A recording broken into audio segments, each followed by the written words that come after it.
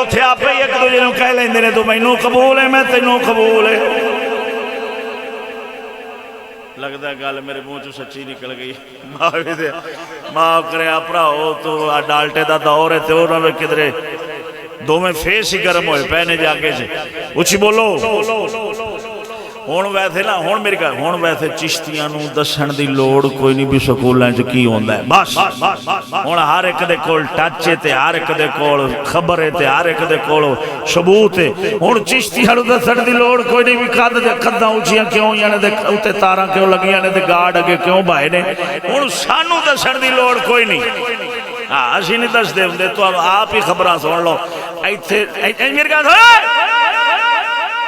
Touch तेरे को सारा कुछ है टच का उत्ते मंगा के ना उत्ते मैक जा ला के कढ़ के और नैट के उत्ते इंज बोल स्कूलों और कॉलेजों की बदकारियां इंज बोल उत्ते इंज बोल के ते ओदे कोल पुछ भी मौलवी सही पे आखदा सी या गलत पे आखदा सी।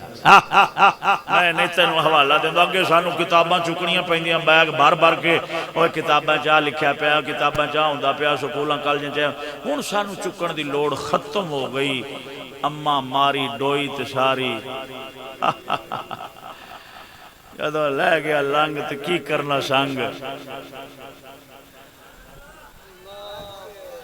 एक दी इज्जत नाल इवें हुंदा ते दूजे आंदे ने हर एक दे नसीबां च नहीं होंदा मौलवी साहब सारियां भैड़ियां हो गईयां ने।